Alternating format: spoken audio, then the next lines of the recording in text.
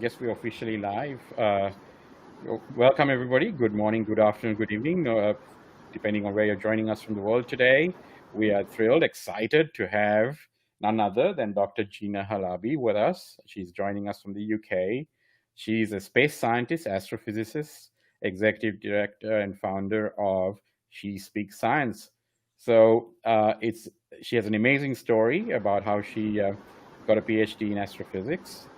She's of Lebanese descent. We are very excited to have her because it is great to have more women on science on our shows. And I think March has been a month where we featured a lot of female scientists from different spectrums of science. And we're excited to have her today as well in the studio. So Ghina, welcome to Pandemic Punditry. Thank you. Thank you so much for having me. It's a pleasure. So, what do you? I mean, we were talking before the show a little bit about, this whole movement now that we are seeing in some parts of the world. Science is obviously very critical to us during the pandemic, right? It's how we're going to sort of resolve this problem that we are facing. And despite sort of that clear and clarion sort of reason for science to exist, you still have people like the anti-vaxxers, the flat earthers, the anti-mask people. There seems to be a sort of a backlash against science generally, and it's for some of us who really like science and who believe in its powers of redemption. It's highly disturbing to see that trend. What do you think personally may be at the root of some of that sort of angst or disbelief? And you would think in the 21st century, we'll be past all of that.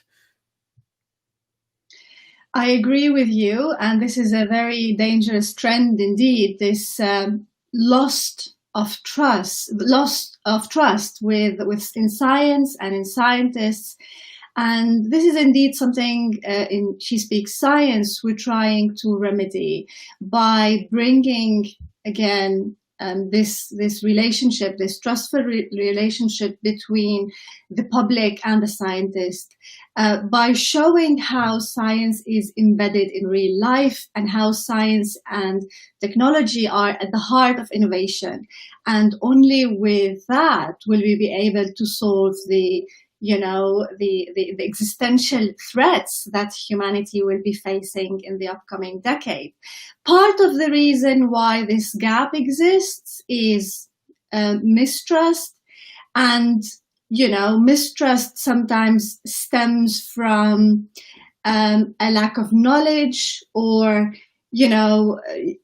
lack of empathy sometimes. So this is the role of scientists and science communicators in just establishing this connection between scientists, or trying to understand the needs of people, what their concerns are, and try to address those and be part of the public discourse in all the issues that the public are facing. So it's a really interesting observation, and I think so are you saying that essentially science needs to do a better job of telling its story in some sense? Because I think scientists love to sort of go into their labs or into their own little enclaves and sort of do their science thing, but when it comes to sort of communicating knowledge gained or things discovered, the scientists themselves are probably not the best storytellers in the world, right? So they leave it for other people to sort of do that.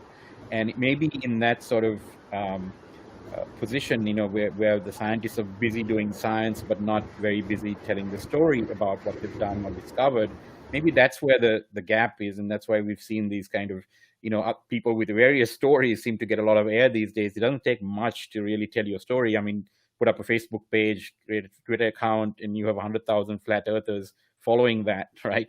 And all of a sudden they're talking about a story that, is very antithetical to the basis of sort of hard facts, but people seem to believe them. So it's one of those interesting conundrums, I think. And I think, so your idea of sort of empowering women to share stories through She Speaks Science seems to be actually probably have a dual purpose, I would assume. One would be to sort of get women a voice in STEM, but also to tell the story of science better.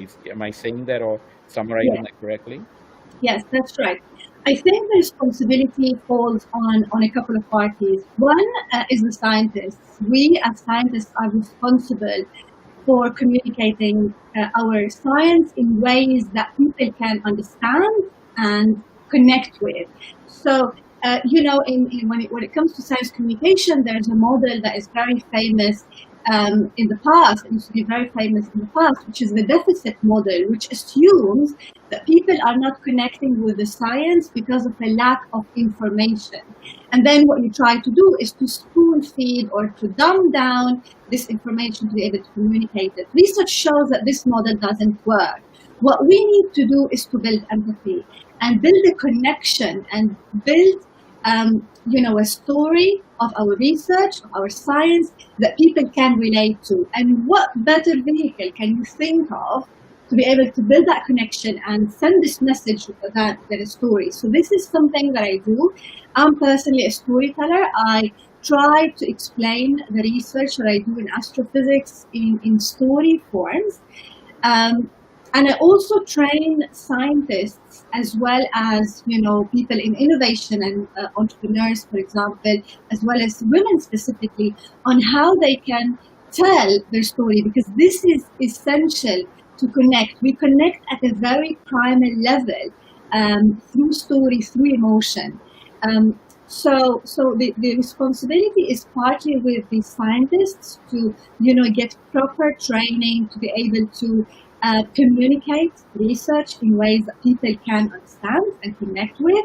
There's also the role of science communicators, because as you mentioned, scientists are often really very busy doing their research, and especially with a certain research culture that has propagated the thought that, publish or perish idea, like we need to be there's this somebody called it the hamsterization of science. We're like constantly on the grind trying to produce and publish, and this leaves very little time to communicate with the public. So what we need to do is to free up the scientists a little bit so that they would be able to engage in social issues that are relevant to the people. And then we stop seeing scientists as these people in the ivory towers, but actually people who are one of us, who are part of our discourse. The responsibility also lies in institutions to be able to enhance this this connection by freeing up scientists, as I said, by providing funding for communicating science, and by enabling science communicators who would be dedicated to communicate the science, because it's a time-consuming affair. To be able to communicate your science properly, you really need to sit down and have this kind of empathy and try to understand your audience well. And all of this requires a time investment, as well as the role of institutions in implementing gateways. As you mentioned, now there's lots of civic science and there's lots of engagement in science. And, Twitter can start a certain, like a movement around a scientific topic, and anybody can pitch in, and this facilitates the spread of disinformation as well as, fake news, as you said as well. And we need gatekeepers to be able to provide reliable information that the people can go to, and reliable sources that people can go to. So the role falls on different parties, but there's no escape from trying to build this relationship between the public and the media and the policymakers as well as the scientists. Actually, for me, it was really interesting hearing Ghina talk, and Lavi, I'm sure you felt the same way. For us as marketers, what it really sounds like is you're saying science should do a better job of marketing itself, presenting itself, and having science influencers who can connect with the different communities to tell the story. Yes, that's true. Right. Sorry, Lavi. No, go ahead. So it's fascinating. I think I love Gina's take on this whole issue of the question that I initially sort of asked about, how do you deal with this? And I think I'm wondering, Gina, whether some of these sort of institutionalized practices within academia, the public, publisher perish, this sort of ivory tower, talking down, dumbing down things. Do you think that has largely been a function of the fact that sciences till recently have been a very much a male-dominated business or vocation? Yes, that's true. If you look at the stereotypical models in role models in science, we when you look at statistics, generally science and STEM fields are very much male dominated. The statistics and the numbers show that clearly. If you look at the space workforce, for example, women constitute only 20%. If you look at the numbers globally, STEM-based careers, women are about 29%. In the UK, where I live now, in Cambridge, I live in Cambridge, so in the UK, the numbers are also about 22%. So, we seem to be stuck at this 20% level. If you also look at the engineering workforce, 12% are women. So we know that that women are underrepresented, underpromoted, underpaid in STEM fields, and so a stereotypical role model in science has been a middle-aged white man, and so scientists have become or models or characters that people need to look up to. But in She Speaks Science, we're trying to reverse this trend. We're trying to say that scientists are not just people you need to look up to, but also identify with. And so how do you identify with scientists? Through story, you can do two things. I already mentioned that through storytelling, and on She Speaks Science, we publish stories about all STEM subjects: astronomy, space exploration, chemistry, physics, biology, medicine, etc. Through story as a vehicle, you engage and you make people connect because the story brings out the human aspect of science. Why is science important for me? What does it do for me? How does it improve my life? But it also does another thing. If you look at any story, any book you pick up, any film you see, there is a character, and the character undergoes through some struggle. So struggle is at the heart of the story. If you're watching a film and nothing happens, this is the recipe for a disastrous film. You pick a book up, if nothing happens, you just can never continue with it. So there's this struggle and overcoming of struggle. Now, if we bring science through storytelling, through this story of a protagonist, a hero, if you want, who is looking for truth, who is searching for truth, and faces these obstacles along the way, this struggle along the way. What kind of message are you sending to the public? What kind of message are you sending to the young people? You're telling them that, look, STEM is exciting, it's fun, it's important, but it's also difficult, and it's okay to struggle. If I tell you now, Kartika or Lavindra, close your eyes and imagine you're scientists, you'd probably imagine Einstein or a man in a white robe. And generally speaking, when people think about scientists, they imagine them as these geniuses whose inspiration comes from somewhere down from the sky. But actually, scientists face struggles, and not until when we are able to overcome these struggles do we reach for the truth or the scientific discovery.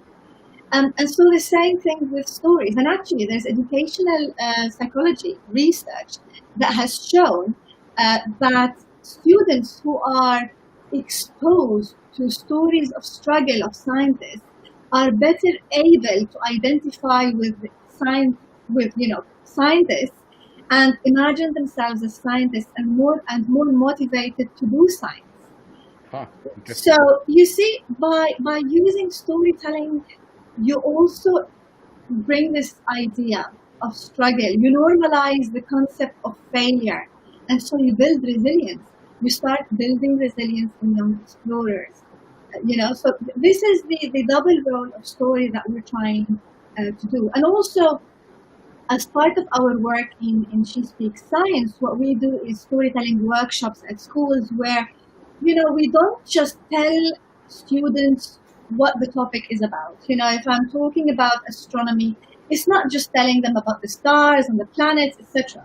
We also do these storytelling workshops where students work in groups and try to imagine what would it take to go to Mars. So what do we need? How do we need to work together? What kind of obstacles and dangers would we face? What do we need to think, what do we need to think about and plan? So this also, through the storytelling aspect, what do you build? You build a sense of collaboration, teamwork, and these are things that are really essential, and the World Economic Forum has called them as the important skills for the 21st century: to communicate, to collaborate, to work in teams. And this is something that also storytelling could achieve in one way or another. Yeah, I mean, it's brilliant. Go ahead, Karthika. I know I actually have a follow-up question. It's something Ravi and I were chatting about before you joined today, Ghina. Given your astrophysicist background and the fact that you love space and exploration, do you think humankind should be an interplanetary species, or could be an interplanetary species, as Elon Musk would say? Well, I mean, looking just at the way things are going, I wouldn't really, I definitely think this is a possibility. I believe in it, and this is the future. We as species are explorers. Exploration is in our DNA. And you have seen that this space exploration isn't just for the sake of going into space and exploring new worlds. This exploration has been helping us on Earth in many different ways, through communication, through medical applications, technology, and energy, everything. So space exploration is definitely, going to Mars and beyond is definitely something to look out for in the future. And we don't have to think short term, in the next 10 years, 50 years, there's no limit to what humanity can achieve as long as we are, committed to sustainability, to inclusion, to diversity. When everybody is part of the picture, when space exploration is democratized, as some would say, and definitely it's an inclusive endeavor that brings all voices on board. Brilliant. I see that one of our listeners, Ritu Chatwala, said the use of stories so fundamental to our learning at all ages. This is a wonderful way to bring STEM into lives and promote it as a way of life. I also noticed that, to back up that point, that a lot of the work that you're doing revolves around children and kids. What I mean, I can guess at the thought process there, but I would love for you to articulate why you're focusing on that segment of our population. STEM is at the heart of our societies, is the driver of, when we say STEM, to make it clear for everybody, it's what we're talking about: science, technology, engineering, and mathematics, as well as medicine, of course, including medicine. And so STEM is at the heart of innovation in our societies. Our societies rely on STEM to improve, to better human lives, etc.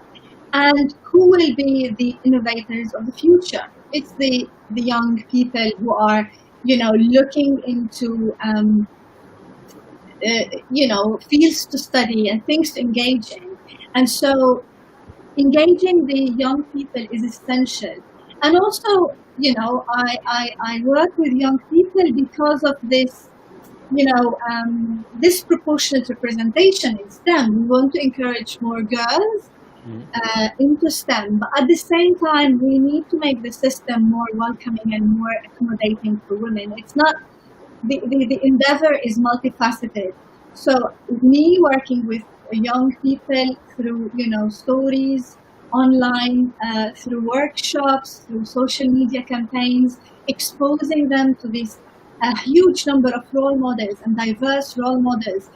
Because you know very well, like for young people to identify with a scientist, they have to be somebody who looks similar to them, who's from the same background, who has shared a certain experience. So we try to diversify our role models so we can attract a diversity of young people as well. Girls, boys, minorities, everybody.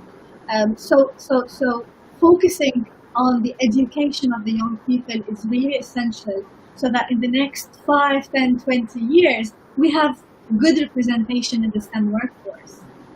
So interesting. That's just in the short time we have. I just wanted to switch gears a little bit and ask you. So, what aspects of space, as a space scientist, are you particularly sort of focusing on in terms of research and as a passion? I mean, what is it in this rather vast field of astrophysics that grabs your attention, and why? My specialty has always been stars, and how stars evolve, how they're born, how they live, and how they die.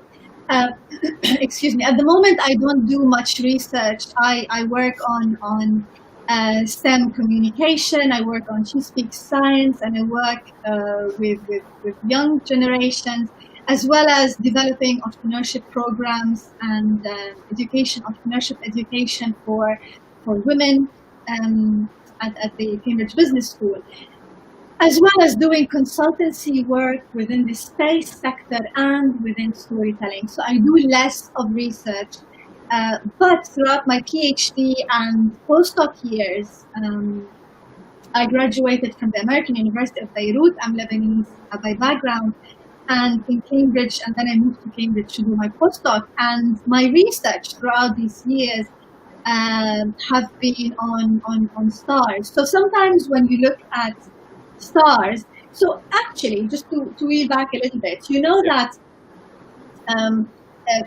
stars, we see their light through telescopes. So what is accessible for us in stars is the outer layer, the atmosphere, what we see at the stellar surface. What is happening inside remains, in most cases, obscure to us. Now we have developed advanced technologies and science. I don't know if you know about something called astroseismology, which looks deeper into the star. But keeping that aside, generally speaking, the stellar interiors remain inaccessible. So what we do is we work with the physics equations that we know about the conditions inside the star and the boundary conditions of the star. So we know what's happening at the surface, and we input all of these like a mix. We program that, and the computer code would give us models or snapshots of the star throughout its life. And these we call models, or predictions of what the star looks like from its center to its surface. Oh, wow. And then we look at this model, we see, okay, this star has a certain brightness, a certain chemical composition. We compare it to what we see in the sky. And if it fits, if it matches the observation, we think, okay, right, our model works. If it doesn't, we go back to our physics, improve, and do the same process again. So this has been the biggest chunk of my research in astrophysics. Wow, super impressive. Okay, so it's amazing how scientists like you discern sort of these truths from the equations and models and algorithms and data without physically actually seeing it, right? Because you're not able to actually go in and look at it like you would an object on the planet Earth itself. That always fascinates me, is that all of that math can actually figure out things that are millions of miles away, and that's just fascinating. So if you were to sort of give advice to somebody listening, maybe it's a mother or it's a parent with young kids, how would you encourage them to sort of embrace STEM, right? And get, I mean, your story itself is fascinating. I've heard about the belching buses and how you commuted to Beirut to study, and that's itself is a separate conversation we could have. But how would you sort of advise them to sort of encourage their children and young adults to sort of embrace a STEM career? And what do you think is the most kind of easiest way to do that, and why should they sort of encourage them to do that? At She Speaks Science,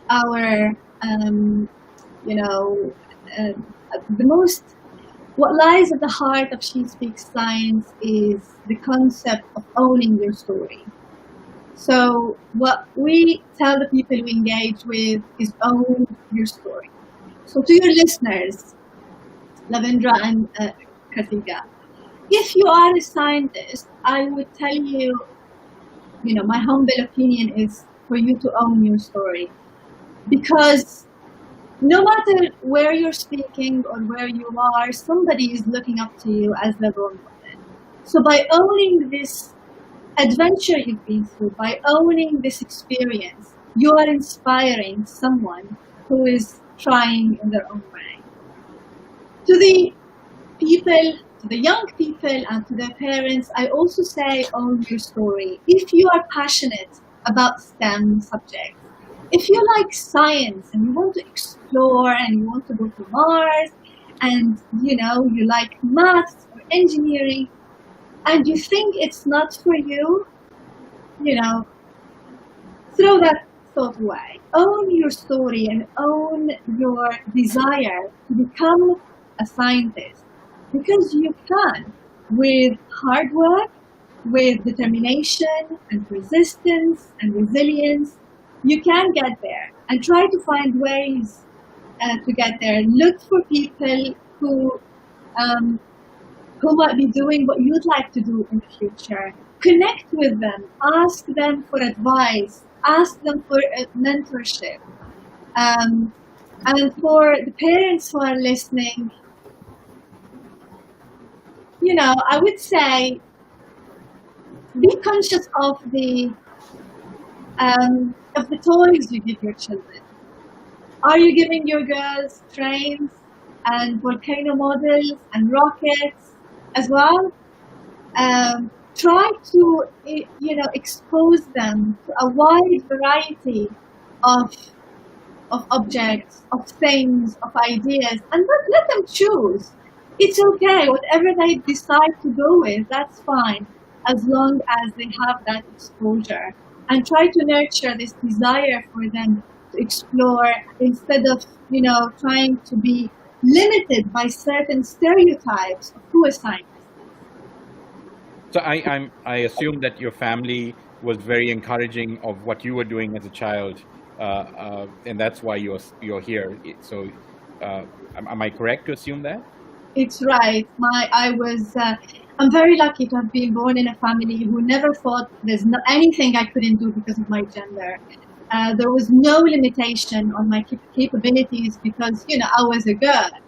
I have two siblings, a sister and a brother, and my parents have always treated us as, equal in terms of, scientific capabilities. And we ended up being me, the physicist and astrophysicist. My sister is a biologist, and my brother is an engineer and a chemist. And, we never thought there's anything we couldn't achieve because of our gender. And I encourage the parents and the children to think the same way. Being a woman or being a girl doesn't really put any limitations whatsoever on what you can achieve. Fabulous.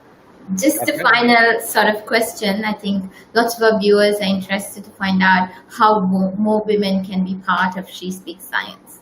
Yes, thank you, Karthika, for that. And a message to the listeners to get involved if they like, if they are committed to this mission of ours, of this, to further this agenda of gender equality and quality education for everybody, for girls and for boys. I encourage them to get involved. If you are a scientist, you can get involved as a storyteller. You can join us as a team member. Our stories now, which are published monthly, our monthly publication is available in 5 languages. It's in English, in Arabic, Italian, Spanish, and German. So we also always welcome translators who are happy to translate our stories. And you could also partner with us and try our workshops, perhaps, for the teachers and the educators out there who would like to try these workshops for their students. I encourage you to go on shespeaksscience.com and you click on Get Involved, and all the details are there. Wonderful. Thank you so much. I know we had limited time with you today, half an hour, and I know you're very busy. So, Gina, thank you so much. It's been a fascinating conversation. We're really pleased to have you. I'm assuming that if there are other female scientists in the STEM world who probably want to learn how to tell their story better, you could be a potential resource for them as well. Yes, that's right. I train scientists and researchers and innovators and entrepreneurs on storytelling. And storytelling as an art is a really is a fascinating tool to communicate clearly. By what I train scientists to do is to own their background and their stories and their experience and bring that to the light so that they can inspire, be unique and authentic and different, and as well as embedding storytelling techniques in the communication so that they would be communicating more clearly with their audiences. And I also encourage people to connect with me on LinkedIn, for example, or to visit my website, gina.co.uk, GHINA.co.uk, and I'm always happy to hear from them, and in any way I can. Thank you so much. We will do that, and we'll connect you offline potentially with some scientists that we've had on the show as well. I'd love to. That'll be very good. Thank you so much, and it's been a pleasure having to be with you on the show today.